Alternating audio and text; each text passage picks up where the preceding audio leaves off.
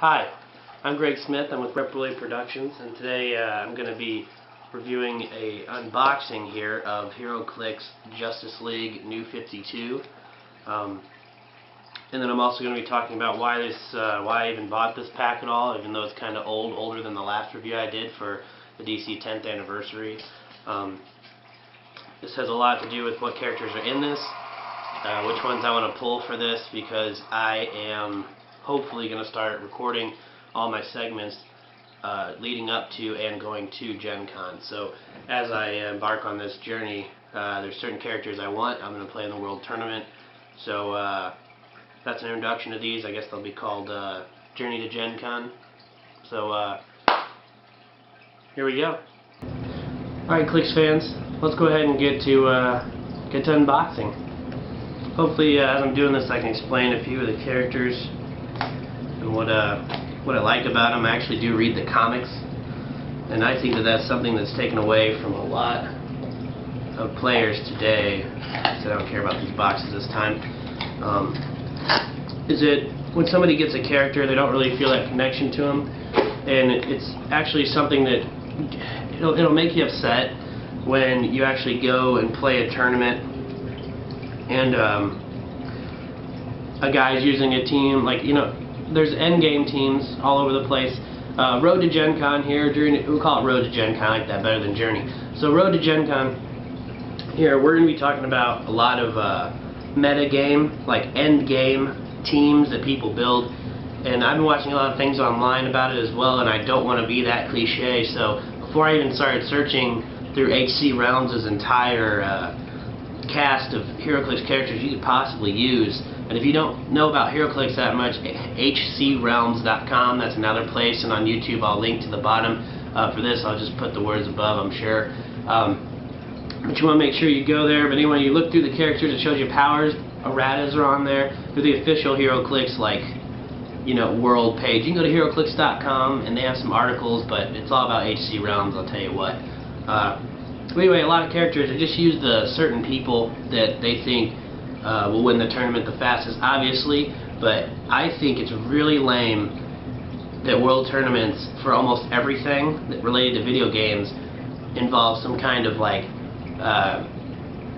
non-strategy. People can just I'm trying to say, I watch Pokemon's world or national tournaments with their handheld game, and they have all these certain type of Pokemon that are really hard to get, almost impossible to get that many. So when you ask people, they say, yeah, we all cheat. And then everybody cheats, and then you play against each other. Now, I'm not really saying that that's what everybody does, but I'm sure the top finalists probably do. In Heroclix, the top team, as of right now, it's been winning, and I'm going to go face them in Gen Con, I'm sure, is Ghost Rider from the Amazing Spider-Man set. He's a super rare, and he does unavoidable damage somehow, and it's pretty cheap. You can put an alternate team ability on him. He also he's a transporter for people, and then you team him up with somebody like Enchantress, somebody that can do probability control. Is what you want to do with him, because you want him to hit. You want him to do what he does best, and that's fine. It's just whenever everybody's playing as the same character, you got to kind of question what's going on. Just like that Nightcrawler years ago they made, they could just go around the field and control the entire fight no matter what. Now I have 2 copies of that Nightcrawler, and I don't trade him to people simply for the fact I don't want him to use him against me. He's that broken. So if I use that Nightcrawler, I destroy people, because I played the game longer, so usually people are just like, oh. Anyway, there's a lot of broke characters out there. They really shouldn't be that broken to where one team dominates the whole thing, but that's how it is now with the internet coming onto the world. I could spiel about this forever, but let's focus on the clicking though, and I'll talk about that. I'll probably have another section called theories, and I want to show the team that I'm building. I know you probably don't want to reveal that early, but once I get my boxes in of the characters I've ordered, and then if I get certain characters from this, they will be a part of that team, and then that team's gonna hopefully win Gen Con for me. So yeah. So here we go. First character I got here, Shade the Changing Man. Honestly, I've read so many comics with this guy in it. I hope you can see him there. If you can see him, Shade the Changing Man. I'm trying to move him up and down and get all crazy. So there we go. And Shade the Changing Man in all the comics I've ever read, I don't even really understand what his powers are exactly. I really have almost no idea what this guy literally does. On this, you got the M vest, which he always wears, and everybody knows about the M vest. But I don't know. It just seems kind of different. Apparently, you play him on 2 dial starts. So you got 2 different dial starts, A and B. And the point difference is both the same, 55. Huh? So that's not bad. So we'll go ahead and set him aside. Shade the Changing Man. Not really excited about him. He is part of Justice League Dark. Just in case you didn't know. He's probably open from the bottom from now on. That didn't work out. Okay. Then we got Hawkman. Now this is a very impressive display here. This is pretty good. So yeah, Hawkman. He's an iconic character in the Heroclix world. I mean, in the whole DC world. I mean, sorry. In Heroclix for sure. Immediately I look at his dial. First thing I see is that he's indomitable. Means he can use willpower, and most people are going to probably take a lot of advantage of that. Some of the things people in this character set I don't really care about that much, but I do know Hawkman's usually just a beast in general. So I'm just going to real quick check out his dial.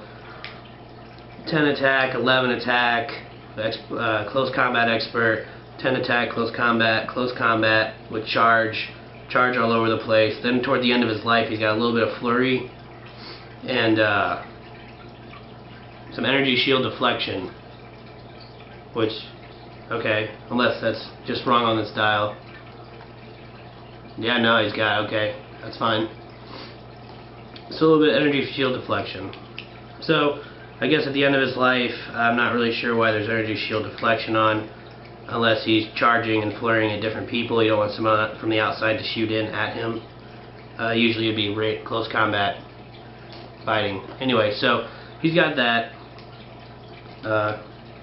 Pretty strong character from what I just saw, but he's 95 points. I know that's not a lot of points in general, but in a usual game of 300, putting a 95 point guy in there that's not going to be your 100% main attacker, I'm not really sure that's what people want. But I don't know. I mean, he's good. If you like the character, I say play as him. Doesn't matter what they do. I mean, there's certain characters in this game that I love, and I mean, I play with them as much as I possibly can just because I like them, and then I just make them work. And that's what I think is most important, is for people to find that one character they like a lot, and then build the team around them. You know, I mean, there's plenty of versions of everybody nowadays, so you could probably find, you can make good teams. And you can make almost anything work. Just depends on, I guess, how lucky you are pulling pieces. So this is Mera, Aquaman's girlfriend in most cases. Mera is only a mighty 51 points. So not even kicking the dust to have her on your team. So if you're playing a water map, which probably isn't going to happen, but she does have a trait where Mera may target opposing characters within 6 squares that occupy or are adjacent to water terrain with close combat attack. So 6 squares away, close combat attack, that's, yeah, that's not bad at all. Especially if you had some way to make water terrain on the ground behind him and then have her just be able to attack him from 6 squares away. It's kind of like using barrier and then attacking. A few characters have that now, but that's pretty good. So she can use telekinesis as well, and if they're in water, she can move. She has +3 to her roll for successful telekinesis. So Mera's, that's not bad at all. Usually she is a heavy hitter to some degree. They're all about her kicking butt, girl power, and all that. Specifically, though, I do not like her dial that much. She does have the dolphin symbol, obviously, for movement purposes. So we'll continue. I usually open these up because they come in little packs of like, they're little segregated packs of 8. And, or is it 6? Yeah, I think it's only 6, never mind. The little packs of 6, but I jumbled them up, just kind of see how lucky I am, so I could get a couple doubles here as we go, as we're going along. Ooh, Oliver Queen, Green Arrow, bam. Green Arrow is kind of a character I like from the comic books. Green Arrow in the New 52, he's kind of a cocky young guy, and for a while there he was just bouncing in and out of their adventures even when they didn't want him there. So it was there's some comedy relief to him now. Before he was kind of a jackass, and he fights with Batman a lot, and then they literally have fought a few times before for close combat, and he actually proves to be like his equal-ish, is how they build him up. So sometimes they want to build certain characters up and they'll have them do crazy things, and then people know them for those crazy things for the rest of their lives. It gets a little annoying, but this guy right here's got Energy Explosion. 3 targets. If you know what the Energy Explosion does, and you know 3 targets, it's a big deal. He has Running Shot with that, and he also has Willpower and Range Combat Expert. I think this guy is a complete beast, and he's 95 points as well. Then eventually you get Stealth, and you get to get all up in people's faces, and he has a few traits. Let's just read this off. Best Shot in the Biz. He modifies his attack by +2 when he targets a single character within 5 squares with a ranged combat attack. So the closer they are, it's like he can, you know, he has a precision shot. So first turn you want to do a ranged combat expert for 4 damage, and he would have a 13 attack on that. So that's pretty brutal. He's 95 points. He has Flurry of Arrows when he's just about dead. Give Green Arrow a ranged combat action targeting a single character. After the ranged combat action resolves, he may make a second ranged combat attack as a free action targeting one other character. It's pretty much 2 shots in a row when he's starting to die. Not horrible. No, I didn't throw that way anyway. Alright, next up. Man, these things are ridiculous. Okay. That's what it looks like. Batman. Alright. Immediately I look at his dial as soon as I popped him out, and Batman also has Indomitable. So there's Batman there. And he's 119 points. It's definitely a big drop there for 300. Dropping from the roof, Batman can always use Leap Climb even when it's not on his card. So he can use Charge, Flurry, which is already a dangerous combo there. You charge in, you flurry twice, you hit him twice, but he also has Leap Climb, so you can always jump around anywhere. Tempered and Trained, Batman can use Toughness and Combat Reflexes. So he is all about kicking your butt. I can see why these characters are kind of expensive online. $9 a piece, $10 to $19. With Indomitable, this is a beast. So Batman could get up to you in his first 2 turns and be hitting someone. So if you think about that, your first turn, if you went first turn immunity, go forward. Next turn they move forward. Then you move forward and punch him in the face. Wow, that's a good character right there. I mean, I'm just imagining the things you could do with him. Plus, he has Batman team ability, so he's got Stealth. So he's got 3 movement powers on every click, because he can always use Leap Climb, which is a movement power, you know, and he can always use Stealth. It's pretty good. I'm not going to say that that's bad.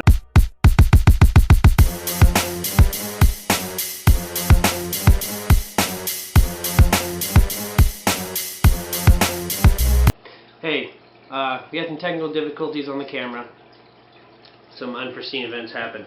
Lost a lot of the footage, so I was basically just talking to myself for 25 minutes. And anyway, so we're back to this. So let's continue off where the last one left off, which we were talking about Batman. How great of a click I think that is. It's like one of the best representations of Batman I think I've ever seen, and I will be using that, you know, now that I've had more time to wait for the camera issues to be resolved. Going further beyond that, now that I've opened all the characters here, I will say I'm happy with what I got.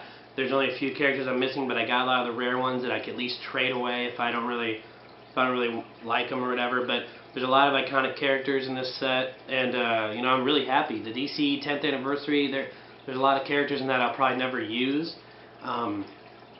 But this set, I kind of want to use everybody almost. There's a lot of that, you know. So what I do want to talk about a little bit is that Firestorm in the new DC 52. I mean, he's always been 2 people, but actually what they ended up doing was they're actually 2 people, and that happened because of the whole, I think the repercussions of the whole Blackest Night thing rolling into the new 52. There's a lot of, I didn't really follow it that well, but I'd say Firestorm's one of the most underrated characters in all of DC. I think that there's a few characters they always take out of the battle because their powers are just so outrageous out there that they can't actually have them in a fight because honestly people are going to question whether or not you used them to their fullest potential. And that's just me, I guess. I mean, maybe somebody's like, well, remember that one time when, yeah, but a lot of times I just don't think they're actually there. I mean, maybe just not ruthless enough. So here's two different Firestorms in this set. One is 105 points, one is 95 points. So basically, their stats are what I believe to be slightly identical. They have, I can't turn this one, which happens in Heroclix time to time. So their stats are identical, but different powers on those stats. Okay, so their range is 7. They can both fly. They both have 2 targets. Yada yada. Both Justice League of America. One does have the keyword for Justice League International though, so if you might help you out a little bit better there. But they're both really strong, and the reason they put 2 of these in here, and I actually did get doubles of this guy, is that they combine together, and we'll go ahead and cover Fury, the last character in this entire set. Fury actually is 200 points, so you can combine those guys to merge them together, or you can start the game with Fury and unmerge them into these 2 Firestorms here. I'm sure there's some tactics behind that. Maybe if you're getting your butt kicked as this guy, you're like, hey, you know what, I want to be 2. I'd rather have 2 characters on the board for more attacks than just this one guy. Yeah, I don't know. However you play that, So, he's a beast. I did want to point out his special power here, which is if he's got a defensive power that shows up, he can use invulnerability when this power shows up. If Fury possesses this power after an action resolved in which he took damage from a ranged combat attack, you heal him of 1 damage. So if you only do 2 damage to him, and he's got Impervious on his first click, by the way. Impervious, 18 defense, 11 attack, 4 damage with ranged combat expert. So if you actually click him for 2, which is most likely you're going to be doing only 1 or 2 damage to him unless you can Psychic Blast through him, you're going to land on that dial with that special defense power, and you'll get, even if you do 2 damage or 3 damage to me, if you do 4 damage to me, I land on that dial. So every time, if I land on that dial on the first time I land on it, and I click forward, I'm back to Impervious with 3 damage is the only different change there, and Ranged Combat Expert still. So a lot of what the hell. I think this guy is awesome. I think if you're going to spend 200 points and he's power cosmic so he can push, he's definitely that move shoot guy. Move shoot. He doesn't really have any other real crazy tactics. Besides that, he's just going to live forever, and he can use Pulse Wave and Poison, so he's just a get in your face, sit around, beat him up guy. Don't know if I'm not going to use him for like tournament style play, nothing Gencon or anything like that, but I would use him. This guy is pretty broke as a joke, and he's one of the silver ring cards, or silver cards here, so he's one of the more uncommon to get people, but still in a set of 1 to 21, that's not saying much. So then, let's move on to Enchantress. When I was playing Enchantress the first time, so I'll just continue with that, is that she's 250 points or 50 points. You decide, which starting line you want. I wanted Enchantress really bad, even before I knew she was part of the end game. And when I was talking about end game earlier, it's Ghost Rider and then like Enchantress. And you could have like Ghost Rider, Enchantress, and then someone else that probability controls. But she's 250 or 50. The 50 point one is a monster for 50 points. She has Telekinesis. She's a pure support piece. I don't think you could ever come up with one better than this, because she can not only telekinesis you, she teleports around. So if she teleports out of danger, if you want, if she's getting her butt kicked. She's got super senses, and one of the most important parts I think about a support piece is how can they survive as a support piece. I mean, they have a 10-point nurse from Web of Spider-Man, and she has no way to do anything but heal. That's all she can do. Yeah, she's only 10 points, but what I'm saying is she has no, even if she was 40 points, and they didn't give her like something like super senses or teleporting or some weird thing like that, you just can't get away. So there's a lot of people that are like key support characters in this game, and I just feel like they're not even as good as Chantress is at 50 points, because you've got right here, so she can get away, and if she can't get away right away before an attack happens, she does have that super senses to roll, and she might dodge it, and she has probability control, and she has probability control for the first 2 clicks of this 50-point dial. Now that is only the first 2 clicks, but that might be all you need in a game with only 300 points. Especially if you have a character you're going to move up and attack with. She can be right behind them, hitting them. Plus, what other helps her support facet to the whole thing, who cares if she gets hit a little bit, because she's got the Mystic's team ability, and the Mystic's team ability deals 1 unavoidable damage to the person that did damage to you from an attack. So as long as they punch her in the face, shoot her with a blast, boom, they take damage.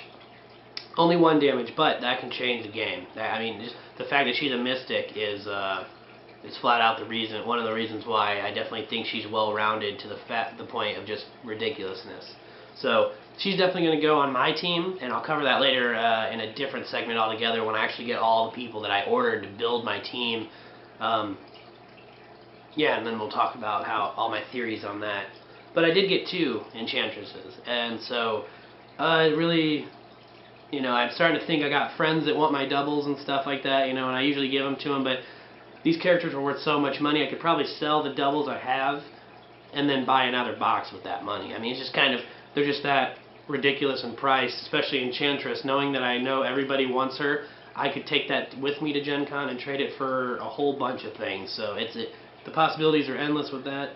So we'll move on. Another character most wanted by everyone pretty much is John Constantine. And the history of Constantine's kind of weird. He used to have a comic book called Hellblazer, and now it's just Constantine in the New 52. And Hellblazer was kind of Dark Horse Comics, I believe. And even if they were mainstream DC, they were kind of moved to the side. They weren't really part of any continuity before. I mean, he would like show up sometimes in a Superman or Batman comic, and then actually the only one I really remember him popping into was right at the end of Blackest Night, when the White Lantern stuff was happening, and it was a search for Man-Thing. So when that was happening, it's the only time I ever saw him really like in the series kind of doing anything. Now all of a sudden 52 they made him more mainstream because I think they realized people want this guy. So you've got John Constantine here kicking butt. He's 59 points, he's Mystic, and he has a lot of powers that could be really working towards your favor. Now, if I didn't want to use probability control myself, and you were building a team and you thought, man, you know, I don't like probability control. It's one of the most, if not the strongest power in the game. Tons of people have it. A lot of people can use it twice now with special abilities in a row. So you want to shut them down, this is the guy to use right here, John Constantine. And I'm a huge fan of Constantine. I love the movie even. The movie was fantastic. I'm hoping they make a part 2. For all you Keanu Reeves haters out there, I mean, you can't deny it's a good movie. But you almost didn't even tell it was from DC Comics, right? Anyway, so what we have here, he has Riding the Synchronicity Highway. John Constantine is a wild card. So not only is he a Mystic team ability, he is also a wild card all the time. So even though it's not on his dial, you could just pick another power that's copyable, and bam, he's got it. So if he's on the team with any of these people, obviously you'll pick Justice League, or maybe Batman's team, or, you know, I don't know. He's already got Mystics. I don't know if you can double Mystics. That'd be pretty sweet, huh? Break the rules there. You can copy Superman's, and that way you can see through hindering, but you don't even, his ability, you don't even want him out there. His ability, he has it on 2 clicks of his dial. Other characters can't use probability control. Period. Not your own characters, not opposite characters. Does not require a line of sight or fire, whatever, line of fire. It doesn't require anything. He could hide in the corner of the map the whole time for 59 points and just have that ability floating around. So that is why he's so broke. And then he can also use Outwit, Perplex. He has probability control himself, so when he has probability control, other characters can't use it, so that's twice on his dial. And then, yeah, he's a monster, I guess, for shutting down other teams, and he's well worth his points. You know, actually, let me take that back. The ability to not have other people use probability control, I don't know what makes him 59 points, but as a support character, because he's definitely not your main hitter by any point, unless you put like Infinity Gauntlet on him and then you're just praying that no one hits him. But the Enchantress, compared to when you're talking about support pieces, I mean, really in a 300-point game, if you have a beat stick, and then you could use Enchantress for 50, and she's Mystic as well, but then she's also in the fray, and she can actually do things. I forgot to mention her damage value is a 3. So even if she gets into a tight spot and you say, you know what, hey, I'm just going to attack with her and try and do 3 damage. What the heck, this might be a game changer. And that's something that you want to point out, because John Constantine can only do 2 damage, and probability control's only on there twice. Now, he does have willpower, but why have willpower if you need to stay away because you only have 5 clicks of health? That's kind of the place you get to where you start thinking about tactics. So if that helps you out, use them. If you love the character, which I love the character, but I just can't. It's the first style they ever made of him. I want to use probability myself without shutting the rest of my team down, but I also really rely on that telekinesis. So I'm definitely going to have to not use them on this team, at least as far as I'm thinking the team's going to work out. But we'll talk about that more during my team building phase. I'll put out all the characters I want to use and whatnot, and then I'll show you what my thoughts were on making it. So, and then maybe help you out with thinking about it. And then, in fact, if you you think it's dumb, you can comment or something. And I did get Zatanna, who, just like Firestorm, is one of the most underrated characters in the entire game. Zatanna has both JLA and Mystic's team ability, so she's got both of those already, and she's 90 points because of that. I think that if you just gave her, take away the JLA team ability, I don't think she really needs it, but sure. Okay, I just don't like overpricing for double team abilities. It's just kind of, it just irks me a little bit. And then anyway, she can fly. She's pretty broke, okay? I think she's a good click, really good click, but I will never use her. I read what her powers were and things. I don't think it's going to happen. Her dial is very crazy. There's a lot going on here. She's jumping out of what looks like a pink fart cloud. I don't know what's going on there. And then she's got lightning bolts in her hands, or mystic energy, so it's pretty cool. But she is such a powerful character that, just like Firestorm, like I was saying, they just take her out of fights. She can immediately just, as soon as they're fighting an enemy, say, such and such dies backwards, and they would die. And that's how broke she is. But just say, oh, hey, they have a broken leg backwards, and bam, they got a broken leg. I'm pretty sure they're going to stop fighting you when their legs are broken. So anyway, that's Zatanna. I actually would say I'd use her more, but it's not going to happen. I'm pretty sure there. So I did get this guy who, when I was looking through characters randomly as a support piece, his name is Mind Warp. And Mind Warp was in one issue of Justice League Dark. I have no idea why they actually made a click of him. He took over other people's bodies, and then he died instantly because of the M-Vest from the Changing Man. So I'm not really sure what happened. I'm not sure how he got a click, but whatever. Hey, it's cool anyway. He has phasing teleport with 8 movement, 8 attack, and he's got 1 damage, but he's got probability control, and that probability control is his whole dial except his very last click, in which he gets super senses, and that's about it. So his very last click, he's very useless on your team. But his first click, he can use super senses, some special abilities, so his first couple clicks. Once per turn, when he has no action tokens, he can draw a line of fire to both the target of an attack and the attacker themselves. And the target can use super senses if it's a friendly character. So not only is he support in the fact that he can give your guy probability, he can probability for them, but he can give them super senses if he can target both the person and the guy they're attacking. So yeah, it's pretty cool. Yeah. If the target evades the attack by use of this super senses, you place Mind Warp in a square adjacent to the target. So some of you might go, oh, that's no good, and that's probably the downfall of this, is that he doesn't have very many clicks, so if you evade it, then you have to put him next to the guy, so now he becomes a target. So, now he's out in the open. Anyway, so is it really going to hurt you that bad? I don't know. You're giving a lot of people super senses, and honestly, if you had a bigger game going, like a 500 points, 700 points, I would use Mind Warp, if not 2 of these guys or something, and just pull them around with all your other guys, and that way you can give, hey, there you go, Superman, super senses all the time. So not only have that Batman can carry this, I'll have him go around with this guy, and then he'll just have super senses while he fights, and probability. So I think Mind Warp's going to be a game changer in the long run, but still Enchantress has more clicks, so it's a deeper dial. It's only 5 points more, and she's Mystics. This guy's nothing, so that's going to be my person. Otherwise, it was going to be this Mind Warp here, which might change. It might be Mind Warp in the end. Anyway, Wonder Woman. got her pretty much a beat stick. Nothing crazy about her. She's indomitable. You pay 136 points, which I think is exactly the same amount of points as her DC 10th Anniversary Blackest Night version of her. Pretty sure it is. And then she's got the JLA keyword. She's just a beat stick. Just a lot of defense, a lot of close combat, in your face, charging with items. She's got a special lasso power, but I'm not even gonna read that. It's kind of, but she's good. She's good. Just a beat stick. Just, you know, put her and Superman together and just tear people up. And then Aquaman here, who is actually pretty cool in this set. His dial's deep-ish. Let me get in here and tell you how many it is. Yeah, he's got 8 clicks, which he's, you know, isn't as deep as where you know, if you think of older characters, but for 111 points, 8 clicks is pretty good. He's got the JLA team ability, yeah. Then he can move, he can swim, he charges, super strength.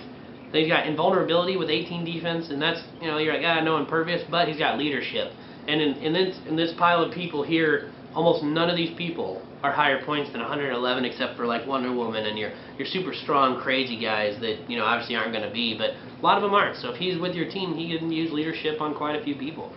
But he's only got his first click, and as you go down, he's got on the last, like, 2 other times on his dial. He's got one of those mixed dials where I think you really need to know him when you use him. It's pretty cool. I do like the sculpt quite a bit. And all these sculpts are pretty interactive, especially with those little gravity feeds. They like to make them a little crazy sometimes. And then we'll talk about another guy I got doubles of, Superman. And this is the Superman from DC 52 when it came out, so you can see his armor. Maybe you can see that. This camera is like zooming and isn't working auto zoom, but you can see his armor there. Pretty good sculpt. He's 204 points. Pretty pricey because he's got the JLA and the Superman team ability. So there again, why JLA when you're 204 points? Because it lets you move for free, I'm pretty sure, without taking an action token. I mean, not taking an action token, but without using one of your actions per turn. What does that even matter? When he's indomitable and he can see through hindering terrain, he's pretty much going to take you out no matter what. I mean, so anyway, well, but his special power is that if he can see a guy being attacked within 4 squares, if they take damage from an attack, after that action resolves, you can place Superman and that character in each other's. So, last but not least, we're going to go down to the 3 characters that are left. I actually skipped one because of the technical difficulty, so I'll go back to it. I'm pretty excited about this. One of my characters I've always, actually these last 3 I'm going to talk about here, they're just characters I always followed. You know, whether or not I'm going to use their actual clicks or not is no no-brainer, really. I guess I will when it comes to a big point game.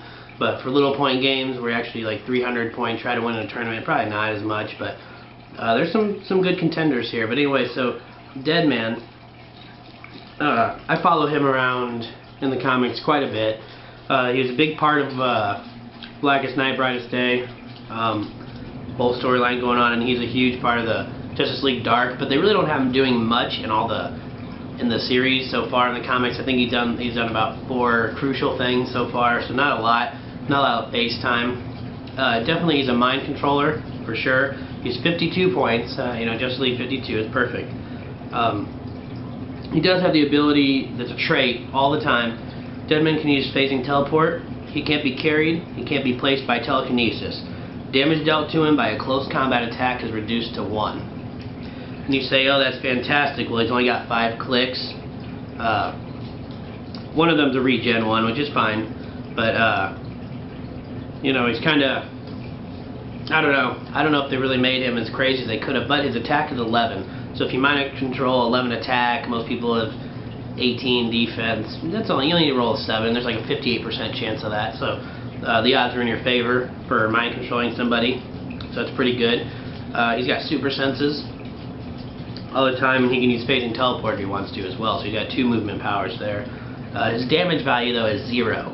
So if you're not fighting someone like, let's say, end of the game comes down to Deadman and one other guy, you could mind control that guy, but there's not much that's going to happen. You mind control him to put them behind a wall or something. I mean, you get what I'm saying. At the end of the game, he is nothing for you. And then almost even, as long as there's only one enemy, he's kind of not, it's not too great, I guess. You get what I'm saying. Yeah, so I don't know. He seems like a good support piece, as long as you're willing to, if you have a bunch of other little people with him to help him out. Maybe perplex his damage up, but that's a lot to put into a guy to punch somebody. So he's basically going to just be mind controlling and praying he can survive. That's pretty much it. Like, hey. But he's a good character. I like him in the comics. He's an awesome character. There's his sculpt. He's got clear bubbles coming up from behind him. That's supposed to be, I'm sure, like some ghost aura things or something, mist. But looks pretty awesome. His eyes painted a little weird, but he's good. It's good. Then we have Deathstroke. Deathstroke is recently more famous than he ever was before. But I'll tell you that Deathstroke back in the day had a comic called Deathstroke the Terminator. And then it was also called just The Terminator. So I have all those except like 2 issues. I was trying to collect them all. And he's pretty much the most badass villain I've ever seen in my life. In the new comics in DC 52, they make him a little more hardcore. So here he is with this. He's got like super armor on. So if you've ever seen him in Teen Titans, the cartoon, or anything like that, this is a more advanced version of his outfit. It's bulkier. It's drawn different. It's totally different art than we're used to. But besides that, I mean, he's a beast. He's he's an awesome character. That's what the first issue's thing was. There's skulls on the ground he's standing on, a little dust blowing in the wind, and he's only 120 points. And I will end up using this guy almost hands down. What makes him even better and more coveted by people is that when they gave him these powers, they actually gave him his special ability that he has for. He has 3 times on his 8-click dial, so that's pretty good deep dial for 120 points. So 3 times he has this, he can use Blades, Claws, and Fangs, period. But then after any action resolves, any action.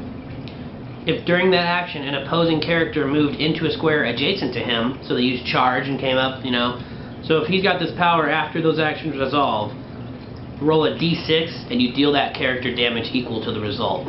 So they better hope that you roll really crappy, because even if they have Impervious and they come up and punch you in the face and they click you for 1, 2, 3, 4 damage and you land on this dial, and then you're like, oh hey, and you roll a d6 and they just take that much damage, and then they'll have to minus it, but he's indomitable. He's only got toughness on his defense. I think that's the trick, is that you're supposed to put him in stealth anyway, in hindering because he's stealth, but he's got outwit as well. But that's the trick, is he's only got 17 defense. So if I was looking at a dial to hit and I did not know he had that power, I run up to punch him in the face too. That's what my whole, And then when they go, oh hey, if you hit me, I roll, after your action, I roll a d6. They're like, crap. So it's definitely a game changer. Definitely a game changer on that. Deathstroke though is a great character. He's always been really smart. Outsmarts the crap out of people. A lot of people remember when he fought the Justice League all at once, except for Superman, because he was like on his way doing something else, I forgot, but he took down all of them in a couple hits. He like broke all of Green Arrow's arrows with his like sword swing, because he knew he would duck it, so he cut it low enough to cut all his arrows. He did something like where he burned Black Canary's throat real quick. And by the way, most of these people are martial arts experts when they fight, so, hand-to-hand combat, so they're not just like people, with a special ability to yell at you. Black Canary's pretty martial arts strong. Then he put explosions on the side, Flash ran behind him and he stabbed Flash, so that kind of is what this power reminds me of. And I know there's a guy online, I read that too, he's like, yeah, that reminds me of that time when he stabbed the Flash, because yeah, the Flash can move fast, but he's also arrogant because of his speed. He just thought, oh, I'll go around the back of him, and he just stuck his sword out there. So when Flash dodged a couple explosions, full screen explosions, I guess I'd say, then he dodged right into the sword. But anyway, it was pretty good. It was pretty fancy. Then he almost took Green Lantern's ring from him. He was breaking his fingers and tried to take his ring from him.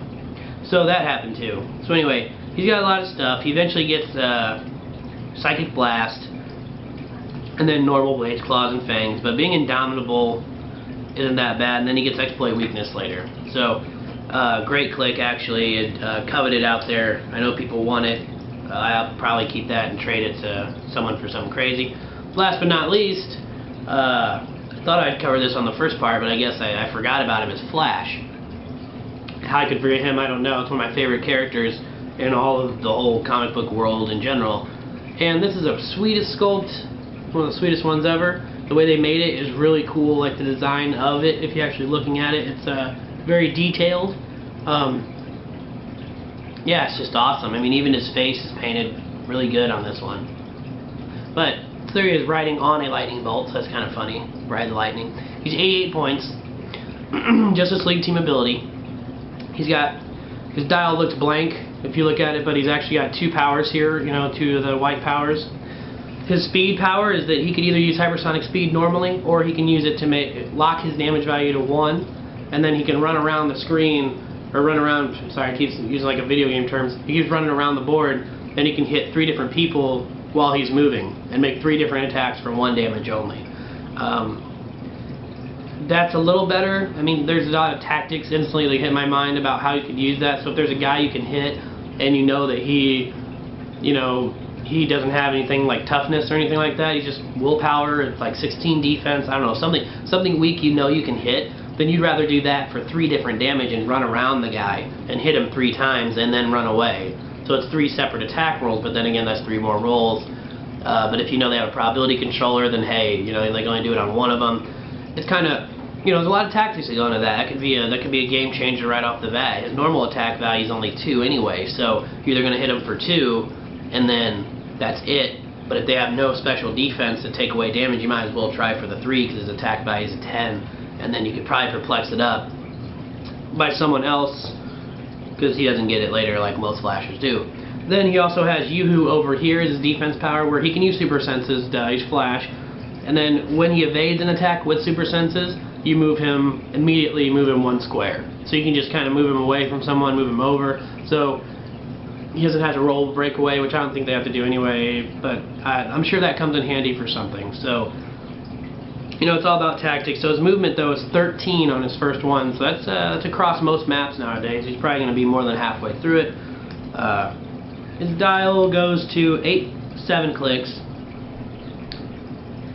And on the 7th click, so 6 and 7, he has Flurry, which is pretty good. So then you'd want him to be in someone's face. Then you can move him if he misses with Flurry, you can get out of the way. But he loses that hypersonic altogether. So, you know, it's not too bad. On one of the clicks, he's got hypersonic normal, and then he's got close combat reflexes, and that allow him to have 18 defense and then 19 on the next click. So, not too shabby overall. So actually, that's my unboxing of the, DC Justice League 52 that I just bought. I got all the characters I want, really, so I don't think I'll buy another box unless I just get greedy. There's a lot of good characters here. I'll actually try to play with quite a bit of them. I'm pretty excited about these ones. That Batman most of all, probably, out of everybody I just got right here. He kind of surprises me from time to time about how good they're making his dials lately. Even the DC 10th one was like 36 points or something like that, 62 points, something really low, and he has 12 attack value, so it's kind of weird. So anyway, but little hidden beast there. Anyway, so I had fun with this. I know I talked a lot about Heroclix in general or doing it, so if you have any comments or anything, you can put them below. If this is on YouTube, if you're watching it on podcast or vidcast or whatever way you're getting our streaming RSS feed, could you go ahead and send an email address, or send an email to the address below. I'll put it there for you for a minute. You know, lock it in. And then also, could you, maybe possibly just leave a comment on the iPod Play or Apple Store if you could. I don't know how you want to do that. But anyway, if you like it, go ahead and thumb us up, whatever you can. Just help us out. I'm with Reploidproductions. I just can't get with those guys as often. We have different work schedules. So whenever I can, I try to do something. So this was an unboxing. Next time I'm going to probably play a game to kind of explain the rules a little bit. So I'll try to make some teams that are pretty crazy so the rules get all nuts on you. And then I'll keep recording on my Road To Gencon. So as the other characters come in, we'll deal with those. That's really all I have for today. Thanks for watching. Please go to Reploidproductions.com to link to all the videos we have. We have a bunch of videos. Some are on YouTube, some are on RSS feed, and not both. So there's some ways to watch them and not others because we're still moving them around. So please watch those. Appreciate it. And thank you very much, and keep clicking.